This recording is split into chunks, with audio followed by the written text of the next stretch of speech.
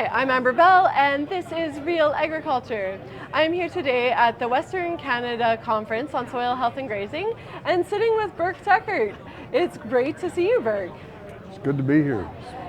So I've been wanting to talk to you for quite a while. You do a lot of different things. Let's talk a little bit about your background before we get off and running. We're going to be talking about profitability and ranching, but let's talk about some of your other stuff.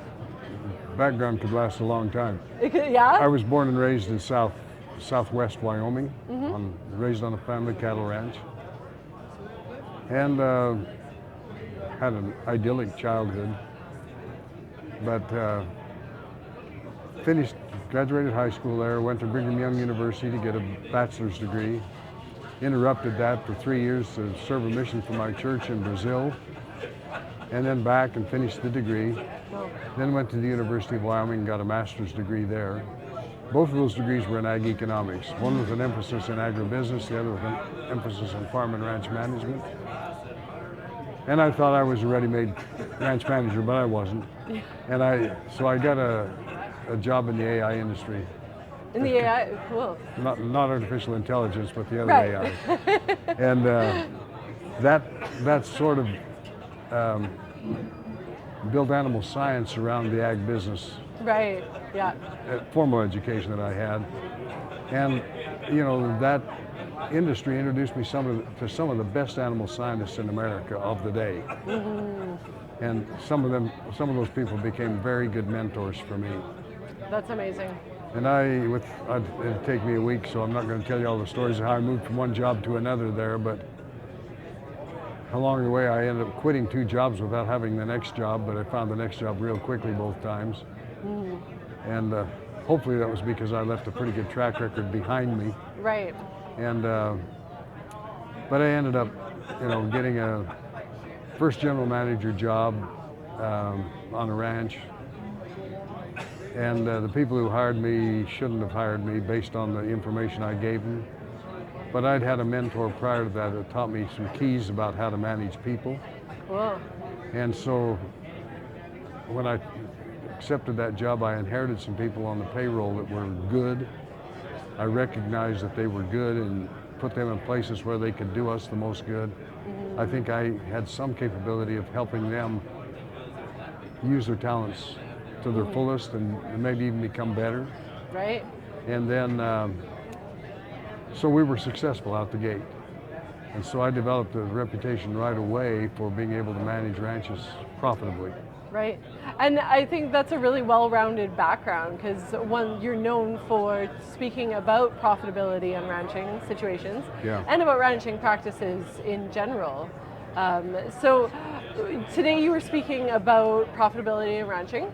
Yeah. And what were some of the real key points that were just like, hey, I hope people get this? Well, there are a number of key points, but I like to talk about profitable ranching with an emphasis on soil health, grazing management, and adapted cattle.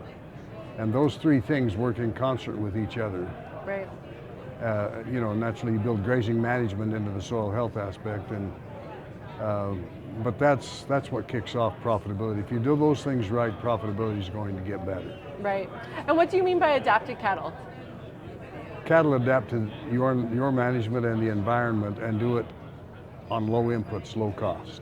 Right. So there's 3 important ratios.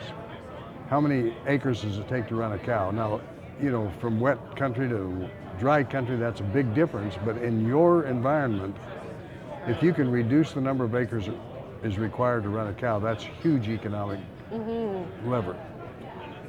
Then cows per full-time person.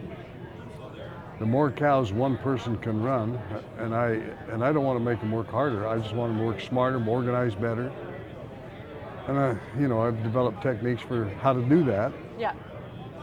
So that we work smarter, but one person can run more and more and more cattle without having to work any harder. Right. And so as we can run more cows per person, salary is not all that an employee costs a ranch. Oftentimes you house them, you provide certain benefits. You've got to have tools for them to do their job. You have to have conveyance to get them around the ranch, whether that be horses, 4-wheelers, side-by-sides, whatever. Right. And all of that stuff, time you add that together, It costs a lot of money. It's probably 120% addition to their salary. Wow. No, their salary and then 120% on top of it. On top of it. Mm-hmm. Yeah. Which makes sense, like the opportunity cost on that is just incredible. Well, these are not opportunity costs, these are real costs. Money you spend to keep them employed. Yeah. To get them outfitted, equipped, tools, etc., that they need to be able to do their job well. Yeah. And so you got acres per cow, cows per person, and then fed feed versus grazed feed. And the more of the feed that can be grazed, and the less you have to feed, the more profitable your operation is going to be. So all the things you work on should work to build those key ratios. So what do you recommend to a producer that maybe is struggling a little bit, and what would be their first steps in trying to figure out where the problem's coming in? Well, assess where you are in that situation. You know, what is your cows per person ratio? How many acres per cow? And what is it going to take to improve those ratios? You just need to be honest with yourself and where are you? Right. You know, and then is your marketing good?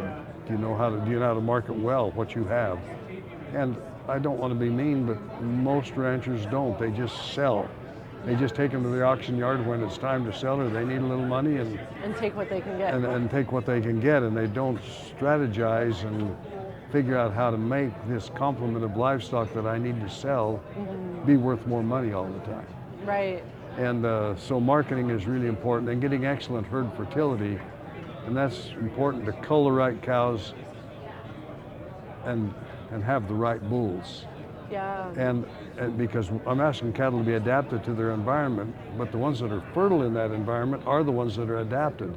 So those are the ones you want to have reproducing. That makes a lot of sense.